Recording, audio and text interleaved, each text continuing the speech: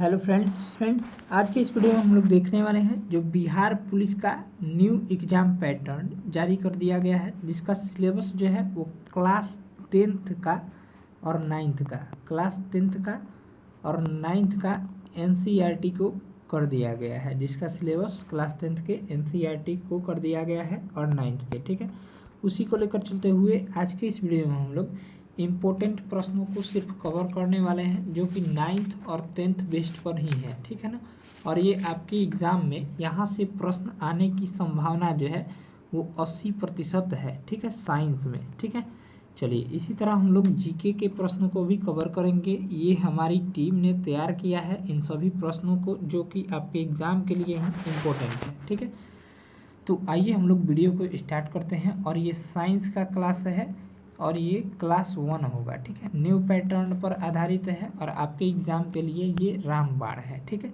तो आइए हम लोग स्टार्ट करते हैं। ध्यान दीजिएगा, इसका पीडीएफ हमारे टेलीग्राम पर मिलेगा। टेलीग्राम चैनल का लिंक इसी वीडियो के डिस्क्रिप्शन बॉक्स में दिया जा चुका है, उसको ज़रूर ज्वाइन कर लीजिएगा। पहला क्वेश्चन दिया गया है यहाँ पर, एक डाइन सीजीएस पद्धति में बल का मात्रक। देखिए, डाइन क्या होता है, तो सीजीएस पद्धति में बल का मात्रक होता है डाइन, ठीक है। तो एक डाइन किसके बराबर होता है, तो एक डाइन जो होता है वो यहाँ पर राइट जो आंसर हो जाएगा, एक डाइन जो होता है वो 10⁻⁵ kg मीटर प्रति सेकंड स्क्वायर के बराबर होता है। याद रखिएगा, ये रखे हुए आप सभी के एग्जाम में मिलेंगे एज इट इज प्रश्न ये, ठीक है। यानी ऑप्शन हो जाएगा डी। चलिए नेक्स्ट है, दाब की इकाई क्या है, तो दाब की इकाई जो है तो यहाँ पर क्या हो जाएगी, तो इसका राइट आंसर हो जाएगा न्यूटन प्रति मीटर स्क्वायर, ठीक है। न्यूटन प्रति मीटर स्क्वायर ऐसे भी देखने को मिल सकता है, या करके न्यूटन, ठीक है, प्रति मीटर स्क्वायर ऐसे भी देखने को मिल सकता है, या न्यूटन प्रति वर्ग मीटर ऐसे भी इसको बोल सकते हैं। यानी ऑप्शन हो जाएगा 2 का ए, ठीक है। चलिए नेक्स्ट देखेंगे, यहाँ पर सूर्य की फोटोग्राफी के लिए किस उपकरण का प्रयोग किया जाता है, तो सूर्य की फोटोग्राफी के लिए जो है वो स्पेक्ट्रो हीलियोग्राफ का प्रयोग किया जाता है। यानी ऑप्शन हो जाएगा ए ऑप्शन। इम्पोर्टेंट सवाल है। नेक्स्ट है, थर्म किसका यूनिट है, थर्म जो हो जाएगा यहाँ से उष्मा का यूनिट है, ठीक है। यानी ऑप्शन हो जाएगा बी। इम्पोर्टेंट सवाल है। चलिए अगला देखेंगे, बहुत उच्च तापमान को मापने के लिए हम प्रयोग करते हैं, तो बहुत उच्च तापमान को मापने के लिए ताप विद्युत उतापमापी का हम लोग प्रयोग करते हैं, ठीक है। यानी ऑप्शन हो जाएगा सी ऑप्शन। चलिए नेक्स्ट देखेंगे, एक्स किरणों के तरंगदैर्घ्य को मापने के लिए कौन से उपकरण का प्रयोग किया जाता है, तो इसका राइट आंसर हो जाएगा यहाँ पर ए ऑप्शन, ब्रैग स्पेक्ट्रोमापी। यानी ऑप्शन हो जाएगा ए ऑप्शन करेक्ट हो जाएगा।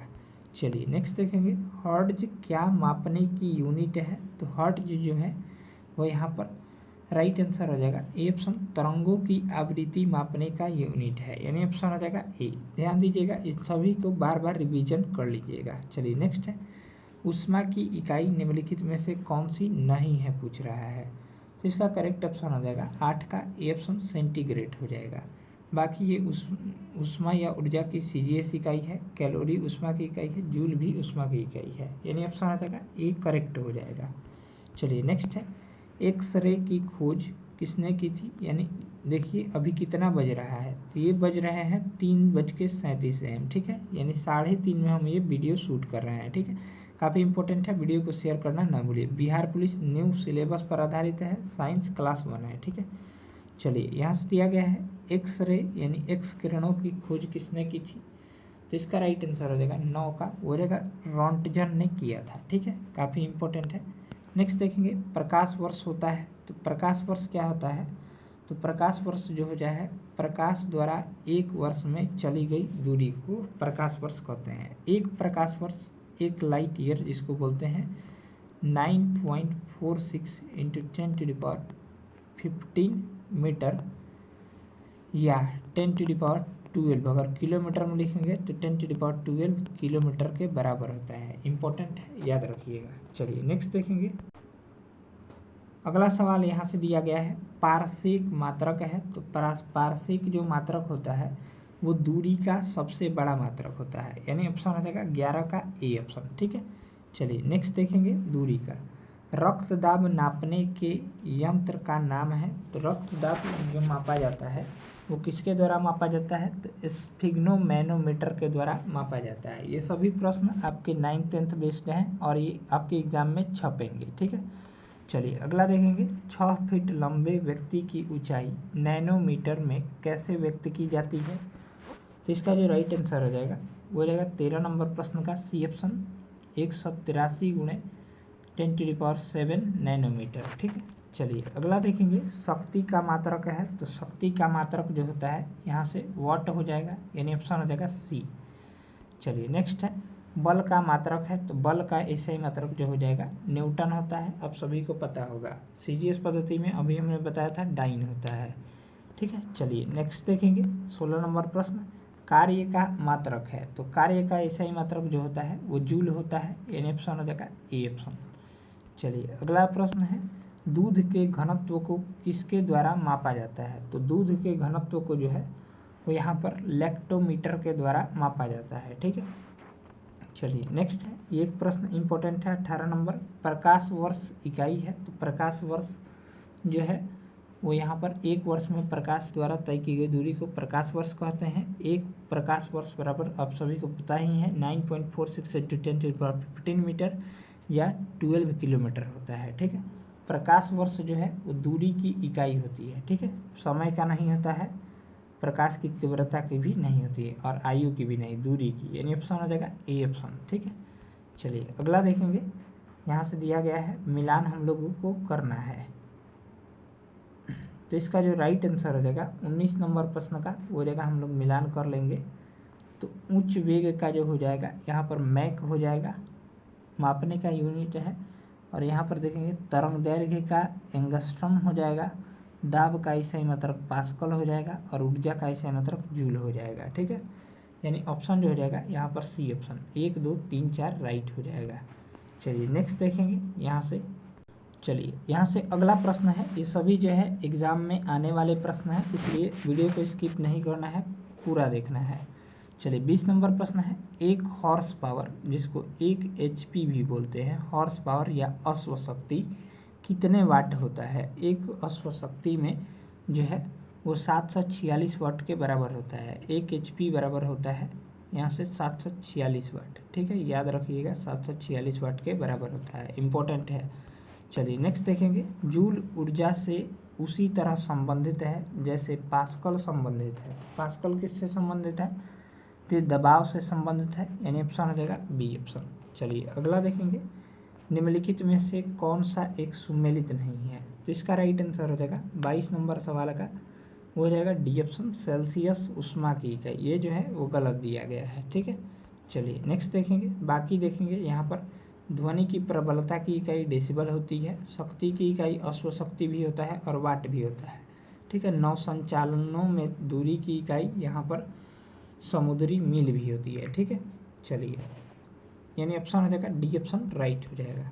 नेक्स्ट देखेंगे। 1 पिकोग्राम बराबर होता है, तो 1 पिकोग्राम जो हो जाएगा वो हो जाएगा यहाँ पर सी ऑप्शन 10⁻⁻12, जहाँ पिको आया 10⁻⁻12 ग्राम के बराबर होता है। ठीक है, चलिए नेक्स्ट है। पास्कल इकाई है, तो पास्कल जो है वो यहाँ पर दाब की इकाई हो जाएगी, यानी ऑप्शन हो जाएगा बी। चलिए अगला प्रश्न देखेंगे यहाँ से 25 नंबर। वायुमंडलीय दबाव की इकाई क्या है, तो वायुमंडलीय दबाव की इकाई जो होती है वो बार हो जाएगा, यानी ऑप्शन हो जाएगा ए। चलिए नेक्स्ट देखेंगे। तेल का एक बैरल निम्न में से लगभग कितना होता है, तो एक बैरल बराबर जो होता है, एक बैरल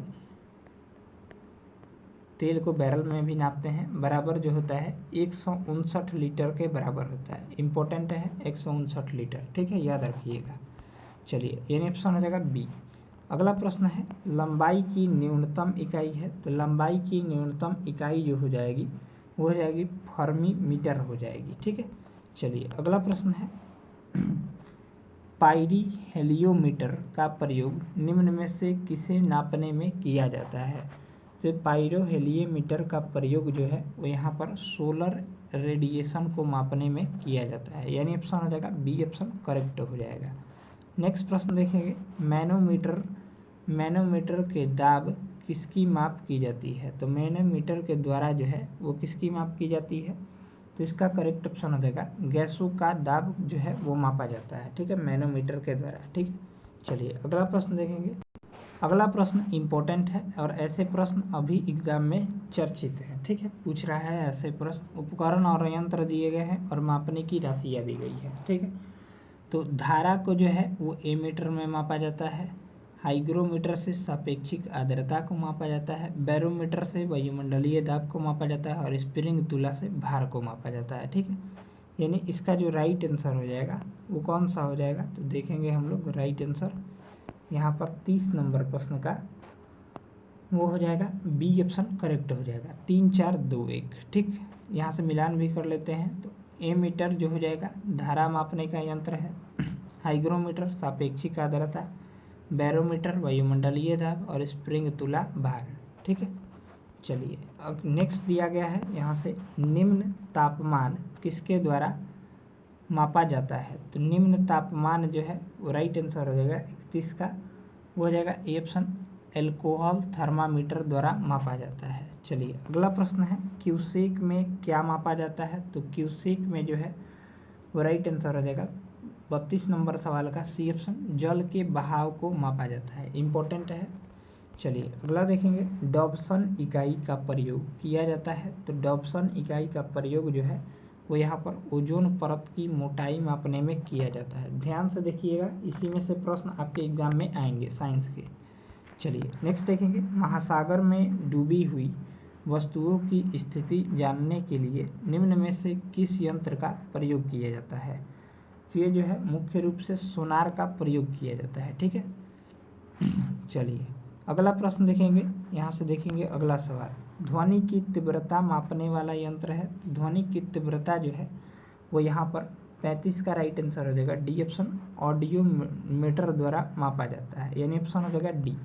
चलिए अगला प्रश्न देखेंगे, पाइरोमीटर किसके मापन में प्रयोग किया जाता है? तो पाइरोमीटर का प्रयोग जो है वो यहाँ पर सी ऑप्शन, उच्च ताप को मापने में किया जाता है। ये प्रश्न काफ़ी इंपॉर्टेंट है, आप सभी को देख ही रहे हैं कितना एग्जाम में पूछा जा चुका है, ठीक है, यानी उच्च तापमान पाइरोमीटर। चलिए नेक्स्ट देखेंगे। चलिए यहाँ से अगला सवाल देखेंगे, एनीमोमीटर से निम्नलिखित में से किसका मापन किया जाता है? तो एनीमोमीटर से जो है वो राइट आंसर हो जाएगा सी ऑप्शन, पवन वेग को मापा जाता है, ठीक है, एनीमोमीटर से, इम्पोर्टेंट है। चलिए अगला देखेंगे, सूची 1 और सूची 2 दिया गया है, यहाँ पर हम लोगों को मिलान करना है। भौतिक राशियाँ और उनकी इकाइयाँ दी गई है, ठीक है। तो त्वरण का SI मात्रक अगर नहीं पता है तो मीटर प्रति सेकंड स्क्वायर होता है, बल का SI मात्रक न्यूटन होता है, यहाँ पर आवेग का SI मात्रक न्यूटन सेकंड होता है और कृत कार्य का SI मात्रक जूल होता है, यानी A का हो जाएगा 4, B का हो जाएगा 3, C का हो जाएगा यहाँ से 1 और D का हो जाएगा 2, यानी ऑप्शन जो हो जाएगा वो हो जाएगा डी ऑप्शन करेक्ट हो जाएगा। चलिए अगला प्रश्न देखेंगे, निम्नलिखित SI यूनिटों में कौन सा सुमेलित नहीं है? इम्पोर्टेंट प्रश्न है। तो कार्य का SI मात्रक जूल, ये सही दिया गया है। बल का SI मात्रक न्यूटन, अभी पढ़े हैं तो सही है। द्रव्यमान का SI मात्रक किलोग्राम, ये भी सही दिया गया है। ये जो है वो गलत दिया गया है, यानी ऑप्शन हो जाएगा डी ऑप्शन करेक्ट हो जाएगा। दाब का SI मात्रक पास्कल होता है और डाइन जो है वो बल का CGS मात्रक है, इम्पोर्टेंट है, ठीक है, ध्यान में रखिएगा, एग्जाम में आएगा। चलिए अगला देखेंगे, यहाँ से देखेंगे हम लोगों को मिलान करना है, ठीक है, इकाइयाँ और प्राचल दिए गए हैं। तो चलिए शक्ति का SI मात्रक वाट हो जाएगा। यहाँ पर समुद्री जहाज की गति जो है और यहाँ पर ऊष्मा का SI मात्रक कैलोरी हो जाएगा। समुद्री जहाज की गति, इसका राइट जो आंसर हो जाएगा वो कितना नंबर सवाल है देख लेते हैं। चलिए ये 40 नंबर प्रश्न था, तो 40 नंबर सवाल देख लेते हैं। यहाँ पर शक्ति का SI मात्रक वाट था, ठीक, ऊष्मा का SI मात्रक कैलोरी हो जाएगा, ठीक है। चलिए और यहाँ पर नॉट जो है उसका राइट आंसर हो जाएगा यहाँ पर समुद्री जहाज की गति को मापने की इकाई है और नॉटिकल मील नौ संचालनों को मापने की इकाई है, यानी ऑप्शन जो हो जाएगा यहाँ पर सी ऑप्शन। 4 3 2 1 करेक्ट ऑप्शन हो जाएगा। इम्पोर्टेंट सवाल है। नेक्स्ट देखेंगे, सुमेल कीजिए, ठीक है।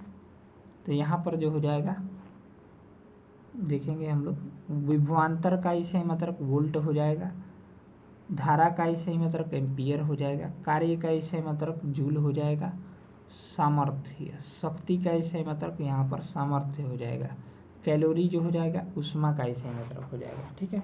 चलिए, तो इसका राइट जो आंसर हो जाएगा देख लेते हैं। 41 नंबर प्रश्न का जो राइट आंसर हो जाएगा ए ऑप्शन 3 1 2 4 5 हो जाएगा। दिखाए हुए ये है मिलान करके, ठीक है। चलिए अगला सवाल देखेंगे, निम्नलिखित में कौन सुमेलित नहीं है। तो नॉट जो है वो यहाँ पर 42 का राइट आंसर हो जाएगा, कौन सा सुमेलित नहीं है। तो यहाँ पर देखेंगे, नॉट जो है जहाज की चाल की माप करता है, सही दिया गया है। नॉटिकल मील नौ संचालकों में प्रयुक्त दूरी की इकाई है, ये भी सही है। एंगस्ट्रॉम प्रकाश की तरंग दैर्घ्य की इकाई है, ये भी सही दिया गया है। प्रकाश वर्ष समय का मात्रक नहीं है, ये जो है दूरी का मात्रक है, अभी हमने बताया था, यानी ऑप्शन हो जाएगा डी। ये जो है गलत दिया गया है, करेक्ट ऑप्शन हो जाएगा 42 का डी। चलिए नेक्स्ट देखेंगे, यहाँ पर भी मिलान ही करना है, हम लोग मिलान करते हैं। यहाँ पर भूकंप को जो है वो सिस्मोग्राफ द्वारा मापा जाता है, हाइग्रोमीटर द्वारा आर्द्रता मापी जाती है, बैरोग्राफ द्वारा यहाँ पर वायुमंडलीय दबाव को मापा जाता है, और वायु के वेग को एनीमोमीटर में मापा जाता है। यानी ऑप्शन हो जाएगा ए का 3, बी का हो जाएगा 1, सी का हो जाएगा 2 और डी का हो जाएगा 4। यानी ऑप्शन हो जाएगा यहाँ पर, मिलान ही कर लेते हैं फिर से। चलिए यहाँ पर दिया गया है, एनीमोमीटर द्वारा वायु वेग को मापा जाता है, सिस्मोग्राफ द्वारा भूकंप को मापा जाता है, बैरोग्राफ द्वारा वायुमंडलीय दबाव को, और हाइग्रोमीटर द्वारा आर्द्रता को। एक का 3 जो कि एक ही ऑप्शन में है, यानी ऑप्शन हो जाएगा डी ऑप्शन करेक्ट हो जाएगा यहाँ पर 43 का। चलिए नेक्स्ट देखेंगे 44 नंबर प्रश्न, निम्नलिखित में कौन सुमेलित नहीं है, ठीक है। तो इसका जो राइट आंसर हो जाएगा 44 का डी ऑप्शन, सिस्मोमीटर पृष्ठलता की वक्रता, ये जो है गलत दिया गया है। भूकंप को मापा जाता है सिस्मोग्राफ द्वारा, कार्डियोग्राफ द्वारा ग्राम द्वारा हृदय गति को मापा जाता है, कार्ब्यूरेटर द्वारा आंतरिक दहन ईंधन इंजन है, और मैनोमीटर दाब को मापता है, यानी ऑप्शन हो जाएगा डी। चलिए अगला देखेंगे, झूठ का पता लगाने वाला यंत्र किस नाम से जाना जाता है। तो झूठ का पता लगाने वाला यंत्र जो है वो यहाँ पर पॉलीग्राफ के नाम से जाना जाता है। इम्पोर्टेंट सवाल है और आपके एग्जाम में आ सकता है, ठीक है। चलिए इस तरह से इस वीडियो में हम लोग 45 प्रश्नों को कवर किए हैं। यहाँ पर 45 का भी आंसर की दिया जा चुका है। इसका PDF हमारे टेलीग्राम चैनल पर मिलेगा। टेलीग्राम चैनल का लिंक इसी वीडियो के डिस्क्रिप्शन बॉक्स में है, उसको जरूर ज्वाइन कर लीजिएगा, ठीक है। मिलते हैं नेक्स्ट क्लास को जल्द लेकर, जीके का भी, और यहाँ पर साइंस का भी नेक्स्ट क्लास आएगा उसी को लेकर। और बिल्कुल ये चैप्टर वाइज हो रहा है आपका, जैसे हम लोग आज के इस वीडियो में हम लोग क्या कवर किए हैं तो हम बताते हैं, एक सेकेंड। आज के इस वीडियो में भौतिक राशियाँ और मापन से संबंधित इम्पोर्टेंट प्रश्नों को कवर करेंगे। कल को जो वीडियो है वो यहाँ पर यांत्रिक की, ठीक है, उससे संबंधित इम्पोर्टेंट सवाल देखेंगे जो कि आपके एग्ज़ाम में, और गुरुत्वाकर्षण से भी, क्योंकि आपका एग्ज़ाम का पैटर्न सेम दिया गया है। मिलते हैं नेक्स्ट वीडियो में, तब तक ले जय हिंद जय भारत।